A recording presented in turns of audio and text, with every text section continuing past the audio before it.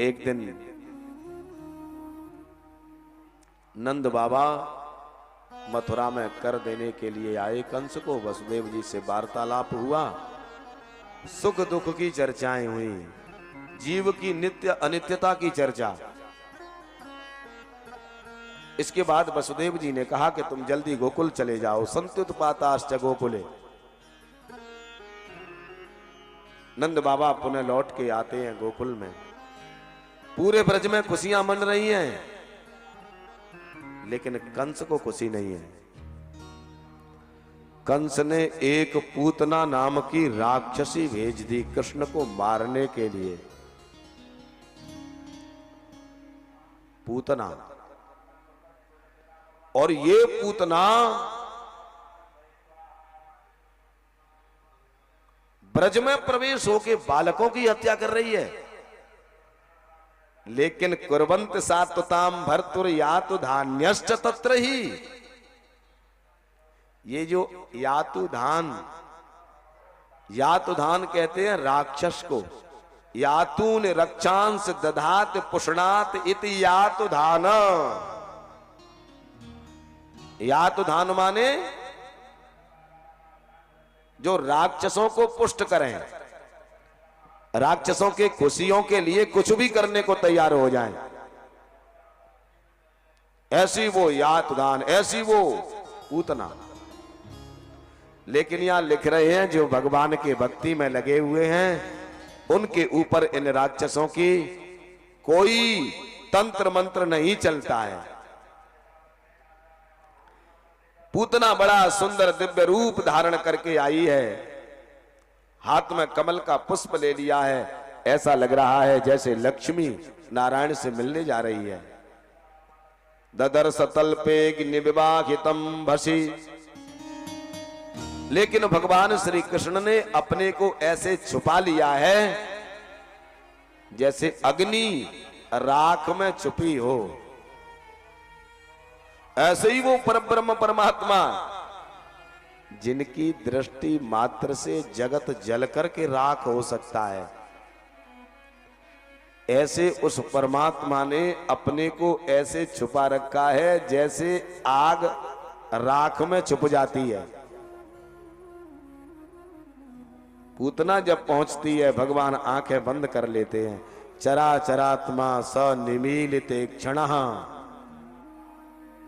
पूतना को देख करके भगवान ने आंखें बंद कर ली हैं। आंखें क्यों बंद कर ली हैं? भगवान पूतना को देखना नहीं चाह रहे हैं। पूतना की तरफ क्यों नहीं देखना चाह रहे हैं? क्योंकि पूतना छल है। पूतना छल, दम्भ, कपट। जिस प्रकार शूर्पणखा सुंदर रूप बना करके आई तो भगवान उसकी तरफ देखे भी नहीं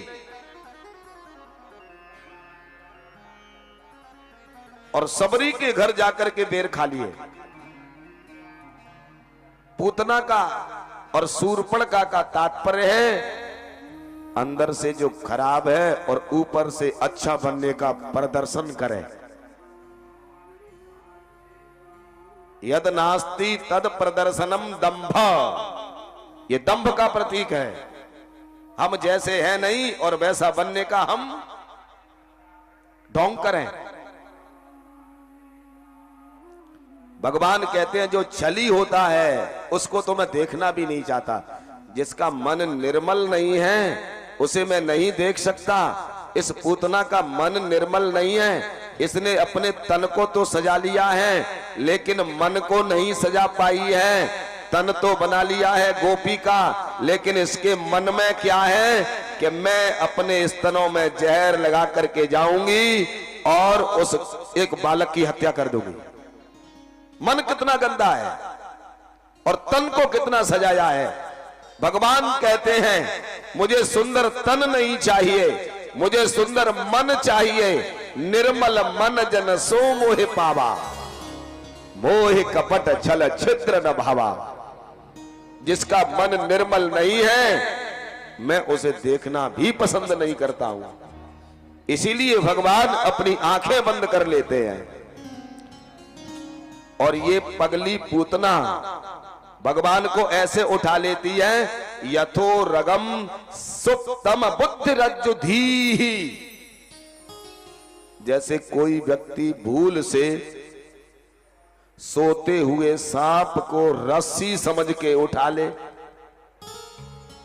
सांप को रस्सी समझ के उठा ले। लेकिन यहां केवल सांप नहीं, सुप्तम बुद्धि रज्जुधी, सोए हुए सांप को जैसे कोई रस्सी समझ के उठा ले। ऐसे ही इसने कालों के काल उस कृष्ण को पूतना ने एक साधारण सा बालक समझ करके उठा लिया और स्तनों का दूध पिलाने लगी। तब भगवान इसके दूध के सहारे ही प्राणों को पीने लगे। और प्राण जब खिंचने लगे तो ये चिल्लाने लगी, सामुंच मुंचालमित प्रभाषिणी निष्पीड्यमाना खिल जीव बर्मणि विवृत्य नेत्रे चरणौ भुजौ मुहु प्रस्वन्न गात्राक्षपतिरुरोदः। सा वह पूतना चिल्ला रही है, मुंच मुंच मुचलरी विमोचन उधातु, छोड़ दे मुझे, छोड़ दे। प्रभाषिणी बहुत जोर से भाषण कर रही है, मुझे छोड़ दे, मुझे छोड़ दे। लेकिन भगवान ने इसके अंगों का मर्दन कर दिया है। विवृत्य नेत्रे, इसकी आंखें निकलने लग गई और इसे निष्प्राण कर दिया भगवान ने।